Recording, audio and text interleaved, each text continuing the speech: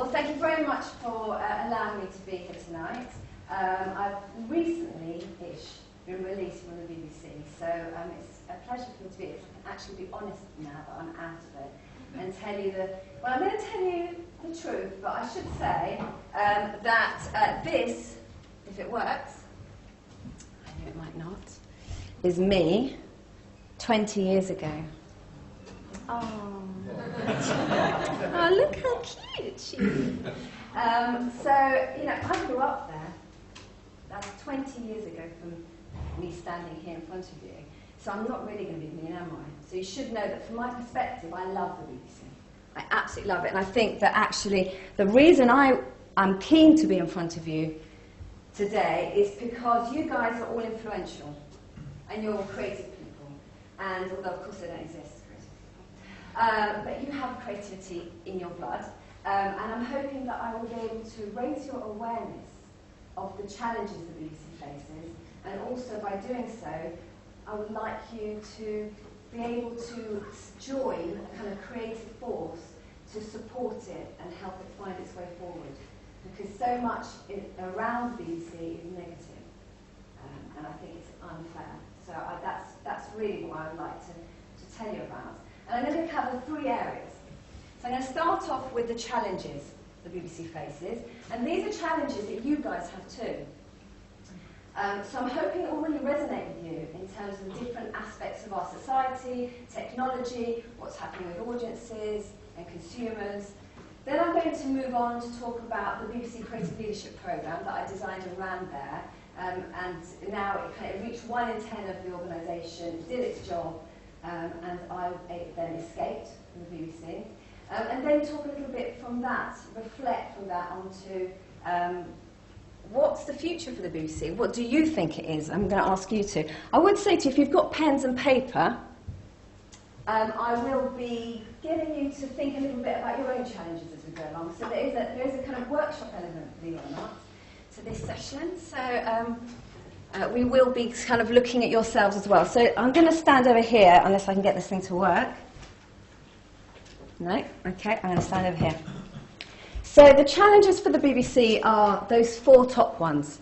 Firstly, the massive amount of complexity that the BBC is dealing with in terms of managing new technology, audiences, the structures are changing, the industry is changing significantly. Secondly, it needs to think big but act small. So it's a massive organisation, but it needs to be agile. It needs to find ways that how it manages its teams to be fast and lean enough. It also needs to keep innovating because it needs to be able to stand out and take calculated risks. So interesting for what Chris said, there is a real drive for the completely new, and I'm going to argue that that's not necessarily what you always want either, just completely in accordance with you. But it does, because you just think about the amount of content that's out there now. The BBC is competing with that. So it needs to stand out. It needs to create content that you only get from the UK, from us Brits. And it also, obviously, and this is very obvious, it's facing a massive amount of increased competition. So just quickly, in terms of, you guys will know this, in terms of audiences, broadband is set to reach 85% by 2021, so you can have what you like when you like. So it really will be My BBC. And the BBC is working towards that right now. Whilst TV viewing does remain strong, and this is the challenge, because the organisation needs to change, but TV viewing is still strong. But who's got kids in the room? Do your kids watch TV? No. Hands up, no. I've got two boys, some do. I try and force mine to. I actually find myself the other day saying, please watch some television. What's that about? I was like, what am I saying? Please, I've never heard that before. 4 out of 5 own a smartphone, so you can have what you like when you like, with you, wherever you are. And the majority of audiences are now creating or contributing online. So user-generated content is not something unusual at all. So it's complex, and my little red bubble there in my speech is a piece of work that was done a long time ago, which looked at what CEOs want, and they do need people that are able to come up with the new, because, it's not necessarily looking for novel, but it's because the world has changed so much, you can't replicate the same way of doing stuff. because it's not going to work necessarily. So there's a real push towards that. Let me tell you a little bit about the BBC, and I'm not going to spill any massive beans because, to be fair, this is out there, all this stuff. What I've done is joined the dots for you in terms of what the situation is. So the BBC needs to do more for less. Licence fee changes have meant that they're paying for the over 75s, there's a fall in TV penetration, which is a 150 million loss. BBC Worldwide, which is the distributor that sells the content, has had a drop in sales.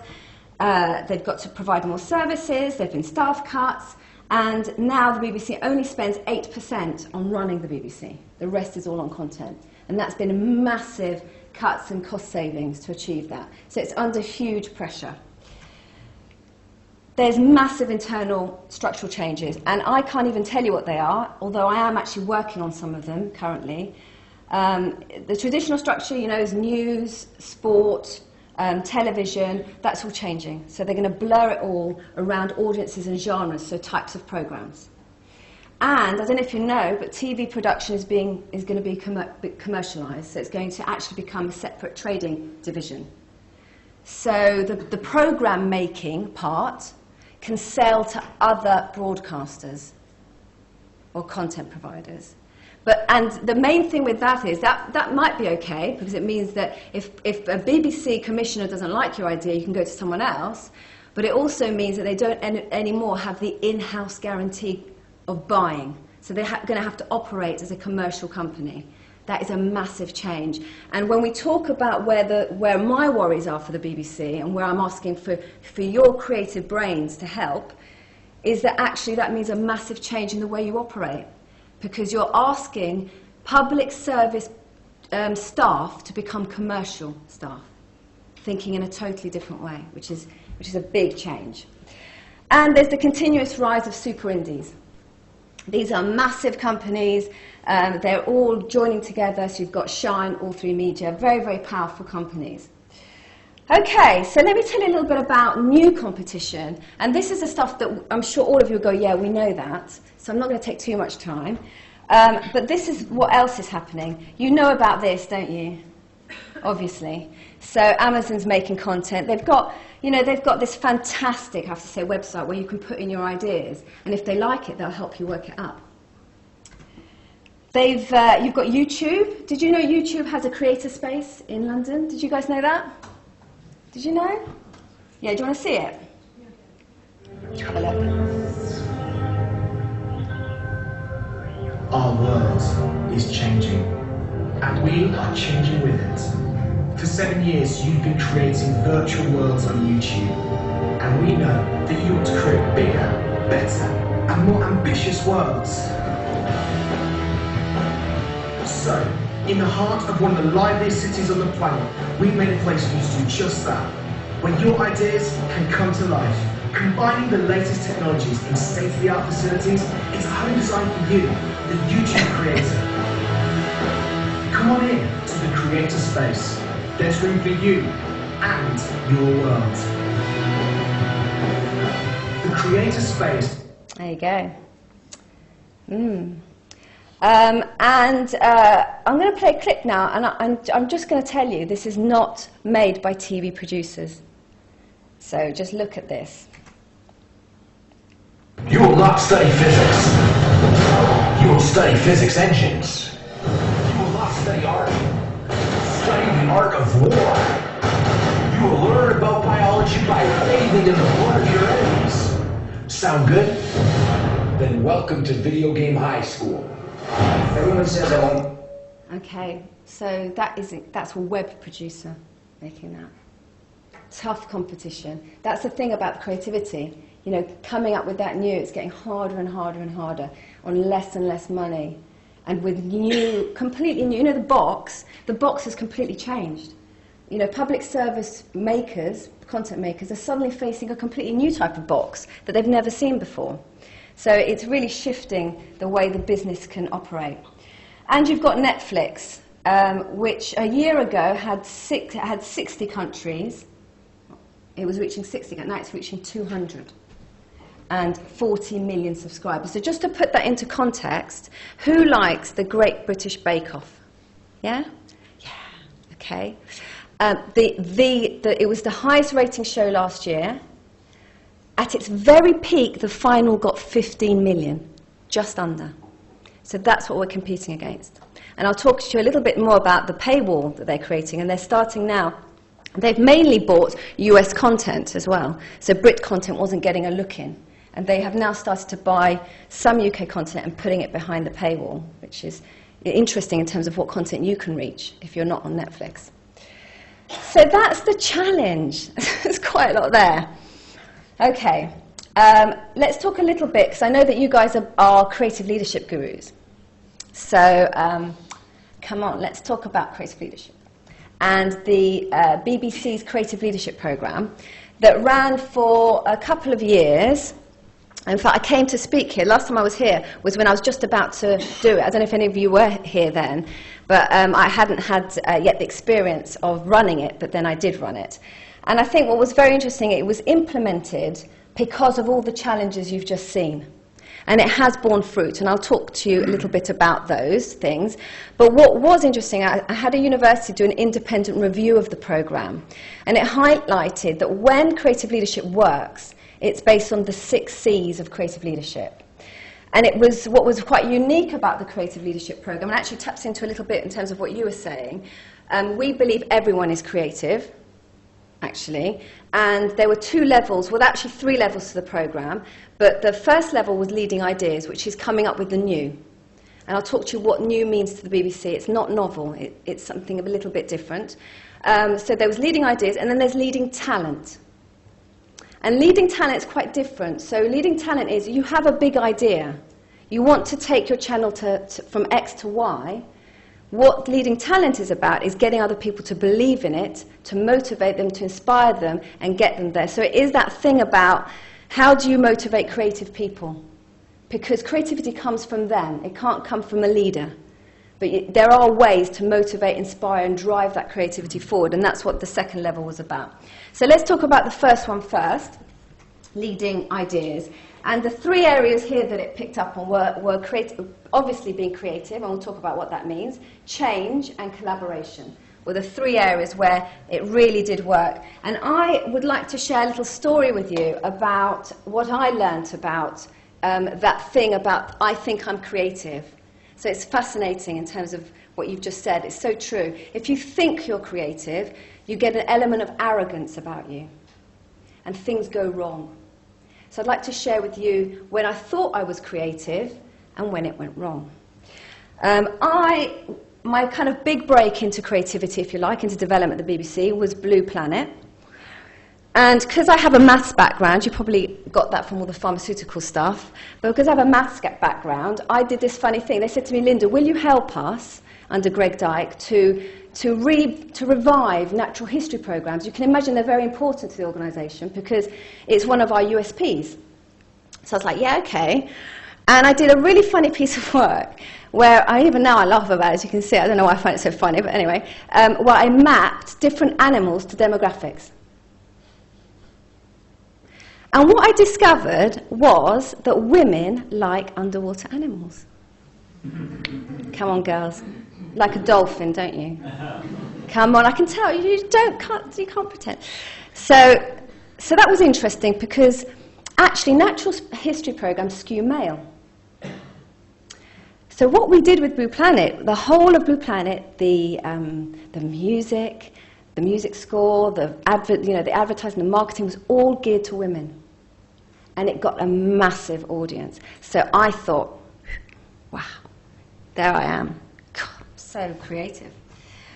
And then I got this, how to increase Top Gear audiences on BBC Two. God, what did I do? What do you reckon? It's a male-skewed programme. I thought, come on, let's bring the ladies in. Yeah? Okay, so female-friendly graphics, consumer news and tips, and less rubber. Do you want to see what it looked like?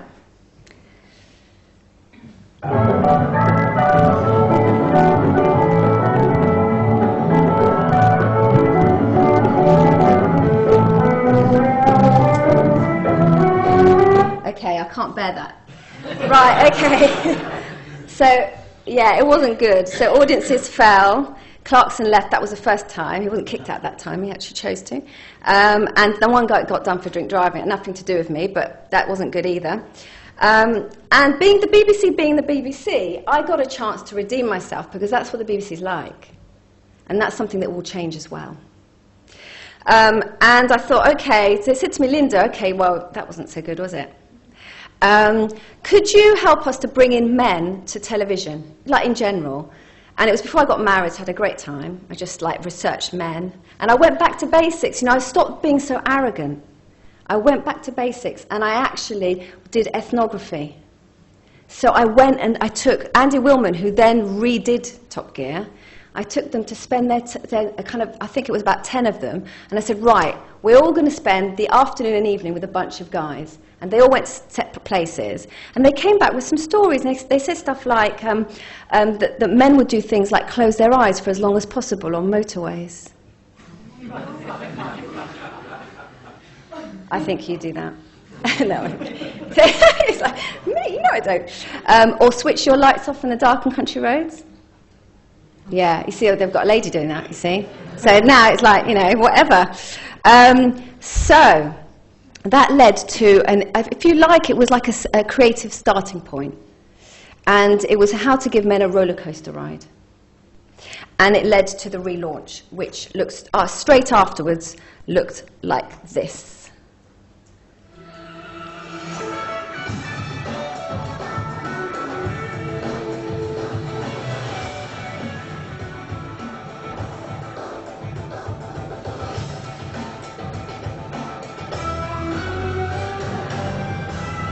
So that's the one we know and love. It's a bit old now because it was straight after that piece of work. Okay, so I redeemed myself, but I learnt a lesson. And that is that creativity at the BBC is about the ability to modify self-imposed constraints. That's what it is for us. It's about recognizing that there are constraints that you have, there are patterns, and it's about breaking those patterns. So it's not necessarily going for the novel, but it's about breaking the patterns that you have. And it's also not about going for brand new. So when I worked with Strictly, which I love, because I also used to be a dancer, so we share, you know, the kind of the physical side as well of the creative dream, as it were. When I worked with them, and I've got a little clip to show you, it wasn't about coming up with anything brand new, because actually when you're breaking patterns, you need to make sure that you don't break the brand, you don't break the product you're working on, that you are being, especially if it's one that's been there for a long time, or you go totally to the audience and work out what they want and work from fresh on something totally new. And that's how I tend to operate. And this is Louise Rainbow, who's the exec producer of Strictly, talking about some work I did with her. The thing about Strictly is that we never ever rest on our laurels. We're always looking for opportunities to move it forward. Take our audience with us, because our viewers feel very possessive about the show. So we're not looking for radical format twists, but what we are looking is how we can refresh it and move it on. And of course, one of the major changes this year is Bruce is stepping down. So how did we see the show with Tess and Claudia fronting it week in, week out? We know it's going to be brilliant. They did 3 shows last year when Bruce had a rest for 3 weeks, and they were very popular shows. And but you know, week in, week out, let's look at how this show will feel with Tess and Claudia presenting it. And then the other area is our results show, because we've been the results show. It does well. Its viewing figures are very robust. But you know, are we maximising all those opportunities to maximise the emotional touch points in it? Are we able to sort of like get the best stories out there? If you haven't seen the main show, are we bringing viewers right up to speed with the results show right from the top, so they feel that they're really getting the most out of their weekends Strictly? So those are the 2 areas. So we talked about that, Linda and I, and then we got together the whole team to break down and go into it in further detail. And Charlotte, what was that like for you when we came along? Because we were new people just landing in your kind of day together with all 75 of you. What was it like? It was brilliant. I think it was really good that we started to talk about what the heart of Strictly was and all the things that people liked. And it meant having that as a linchpin for the rest of the session meant we always kind of stayed true to what the core values of Strictly were, because no one wants to move away in a completely different direction. And I think the pace of the session and the fact that it moved quite quickly meant that it always felt buoyant and nothing ever went stale. I felt quite freed by the fact that you couldn't overanalyze or dwell on a particular point, that it was just a kind of constant flow of throwing. And also the fact that you used a lot of different techniques meant it played to the strength of the entire team. So whether you were quite a vocal, innovative, throw ideas out there thinker, or whether you were quieter and like developing existing points, everyone had a chance to have an input in some way. So, really to get you thinking for yourselves, I'd like to ask you, what patterns do you think you could change? So in the things that you do, just think about whenever you start a project, because we all have patterns. It's not about the idea necessarily. It's, do you go to talk to the same people? Do you always tackle your projects in the same way? Do you do your research in the same way? You know, how could you break some of those patterns? And just think about that a little bit in terms of how you might want to bring that element of creativity, change and collaboration in your work. Okay, so moving on. I'm going to talk about leading talent, which was the new bit, because the BBC had done creative training for like about 10 years, actually. But it was more facilitation tools and techniques, which was part of the leading ideas bit, but there's more than that. I obviously haven't got time tonight to share all that, because we'd be here for another hour, I think, if we did that. So we're going to the leading talent bit was new, because up to that point, the truth is that most, and they are creative people, just the same as the researchers and the runners and what have you, but the genre heads, the people running the departments, finding it hard to lead their talents to change. Everyone does. It doesn't matter whether we're all creative. It doesn't matter whether you're creative or not. It's hard to change. So this is about how do you get people to really get fired up and inspired about some project you're doing, and get them to really want to be thinking about ideas on the toilet, in the bath, running, whatever it might be. That's what it was about, and it really worked. And I'm just going to share with you just literally one thing that I think is the key to it all, and why I'm worried about the BBC. I really genuinely am. And that is around collective vision, about having a place where you know where your big idea, where you're going to. And I'm going to give you some examples. The Creative Leadership Programme kind of cut its teeth on the Digital Olympics. The Digital Olympics, as you know, well, you might not know, but at the same time as doing that massive project, we're moving 3,500 roles to Salford and running it from there. So it was really hard.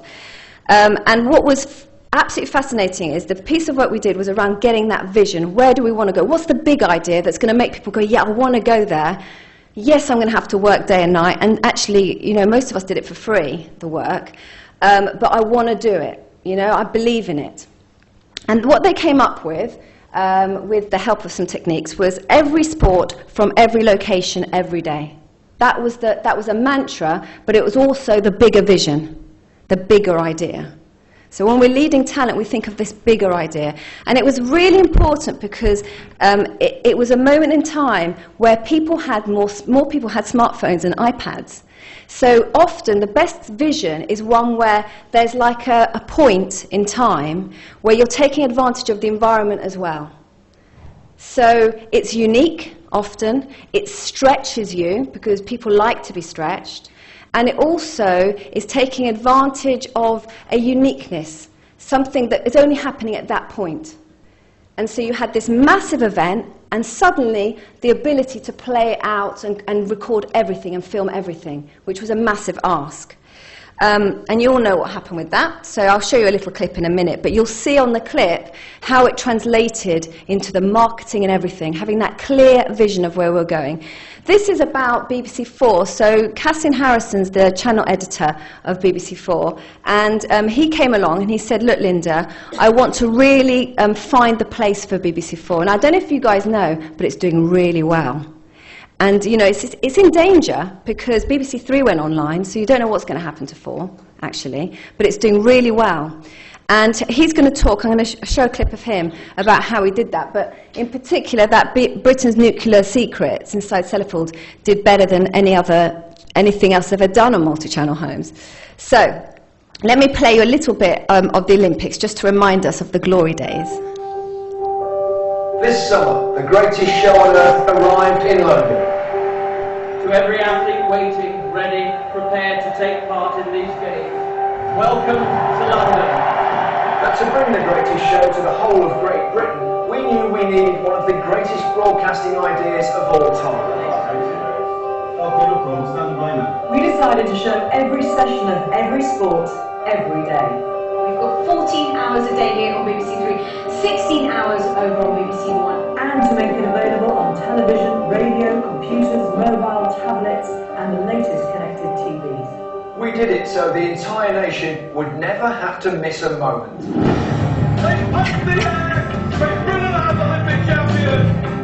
London 2012 was an incredible sporting spectacle, and one that Britain couldn't resist. More than 90% of the population tuned in to watch the games on TV, and that's just the start. By pressing red, viewers could access up to 24 extra live streams, each one showing its own sport. So whether you liked archery, wrestling or any of the sports in between, we were live at every one. As if that wasn't enough, 24 streams could be accessed on your computer via our Olympic video player. By clicking full screen, it delivered action in HD quality. Chapter markers let users jump back to anything they've missed. And the Extras tab offered loads of additional live info about sports and athletes. And even if you couldn't watch live, within minutes, every session was there in catch-up. The perfect example has to be Super Saturday. Millions were glued to the athletic stream to watch Ennis, Rutherford and Farrow in goal. Mo Farah for Great Britain! It's goal! I just love that bit of her jumping up and down. Sorry, I have to get to that bit. Okay, and now I just want to play out Cassian talking about BBC Four, because I think it's quite interesting how he leads his people and how effective it's been. I think it's really important if you end up in a position like I am, where you're running a channel, is that what you want to be able to do is communicate a really bold, clear, simple idea and vision for what it is that you want to do. And for BBC4, the kind of term that I came up with was the secret garden, and it's an expression I really like because it's something that's really inviting. It's something that everybody's kind of familiar with. We've all read the children's book, but what it does is it promises a world of secrecy, of secret pleasures, of things that are really rich, of something really delightful, something really pleasurable. And I think that's absolutely what BBC4 is about. But the other important thing about having that kind of simple statement, the idea of a secret garden, is that what it also does is it gives people a narrative, it gives people a story, it gives people something that they can work with, that they can use themselves to develop and create their own ideas. And I think that's really important. You don't want, when you have a vision, to make it something that feels exclusive. You want it to be something that other people can join in with and that they can make their own as well. Oh, he's so lovely. Anyway, we worked on Doctor Who, so a lot of the time, and I've talked a little bit about the challenges between public service mindset and commercial mindset. For Doctor Who, I was brought in to help to manage the relationship between the public service and BBC Worldwide, and they came up with a vision around the everyday hero because it's unique. You know, he hasn't got like superpowers or, you know, he's just clever. He looks like us. Okay, he can regenerate, and he has a couple of our hearts and stuff, but he is like an everyday hero. So it really unified the public service behind Worldwide, because actually they realised that you need to let the fans close to Doctor Who. You need to let them almost touch him, and they were able to allow more of the kind of promotional stuff because they thought, you know what, it does fit with who Doctor Who is. And for Strictly, can you guess? It's the fairy tale. That's the big idea. That's why when they're all having sex with each other, it's not quite the same, is it? It's not the fairy tales I used to remember. And then, of course, the Creative Leadership Programme was actually developed for BBC North as well, because we're moving all the stuff and they wanted it to be the most creative place in the BBC. And under the guidance of Richard Deverill and Peter Salmon, it certainly did that. The staff surveys demonstrated that. So the other thing I'd like to do is think about what will change look like or feel like or sound like for you. So think about where you want to go. Think about even your life and what you want to achieve. It's not about, if you want to share a big idea with someone and get them motivated around you, they need to feel it. They actually do. So it's what, you need to be playing with those metaphors. And I saw today there was a whole workshop on metaphors. So I've certainly found it very helpful around setting that bigger idea, that vision that galvanizes and motivates creative talent. Now, there's so much more around confidence. Creative people, it's amazing how much they lack in confidence, actually. There's a lot around coaching. But that's all my level 3 stuff, the kind of top level leading culture stuff, which I wouldn't have time, but we will do a little bit on it in a second. So, finishing off, the future. How will this organisation continue to lead ideas and talent? How will it do it? With all of those challenges, but with some insight from the Creative Leadership Programme. I think that in terms of leading ideas, so let's take that first, I think it will stay strong.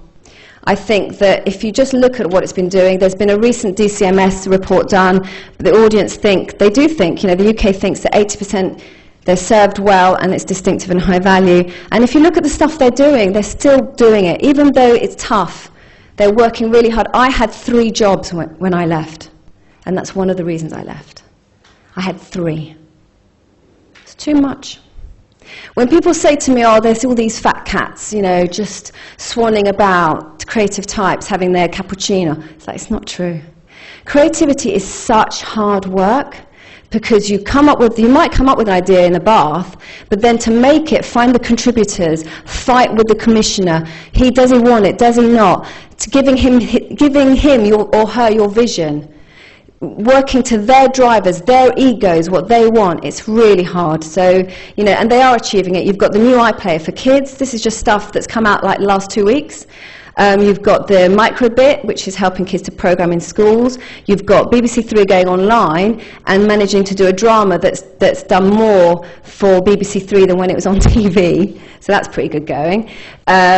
You've got Shakespeare Festival, which I was involved with before I left, on radio, and I know because I was involved in that. So I'm telling you a secret here: there was no budget for that. So there was no extra budget. So that was created by partnerships, chatting to people, begging, you name it. And then, of course, War and Peace. I had to mention War and Peace. It's that creativity. It's what we do. It's what us Brits do.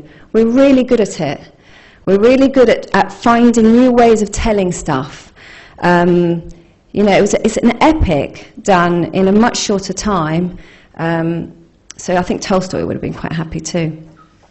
Okay, so, but my concerns, and this is what I was alluding to, and I have been, to be fair, let's be honest, I've been doing it all the way through, is I think in terms of leading talent, the organisation is missing an inspiring vision, and that's kind of what I'm asking you for, because do you know what, I've written it, I thought to myself, I should give them the vision for BBC.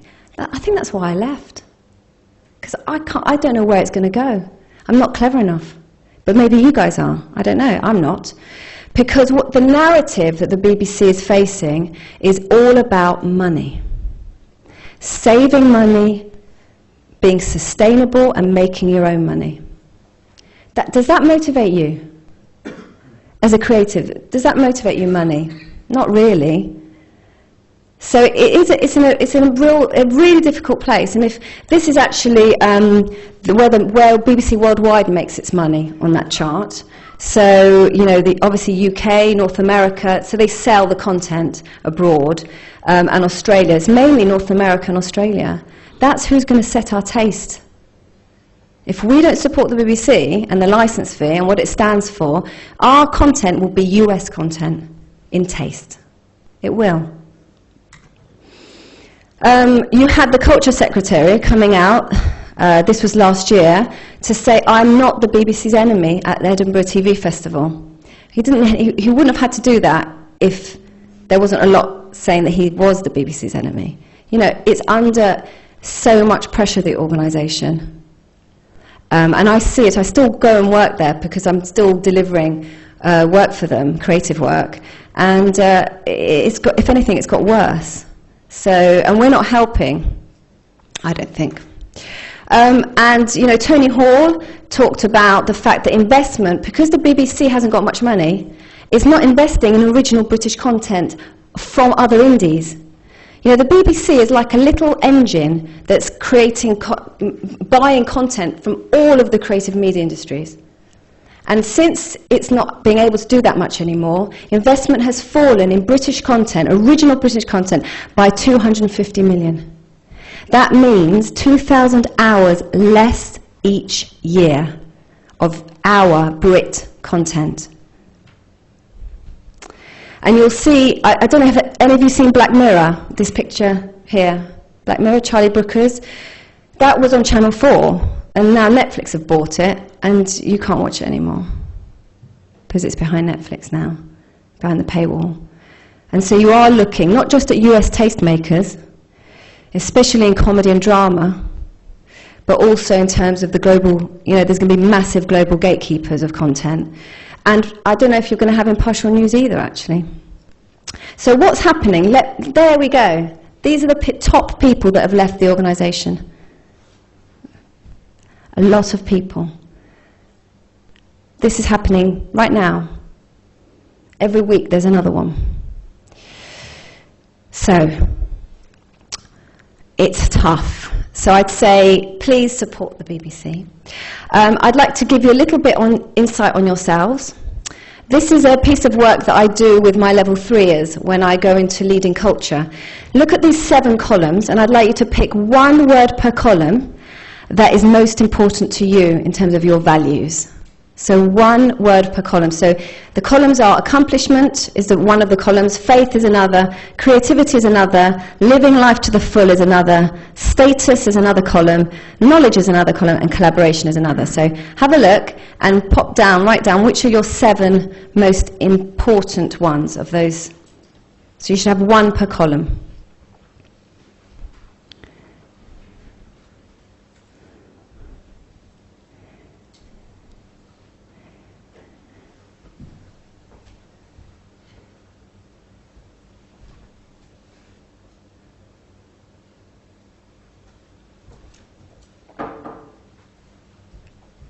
And look at me when you're done, so I know.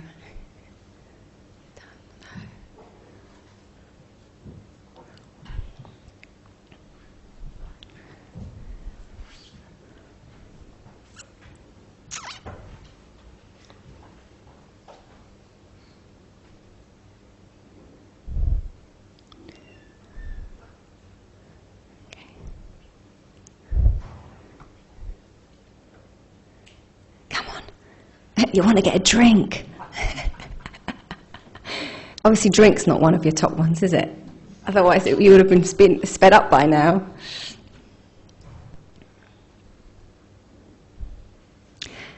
Okay, and of those 7, pick your final 3.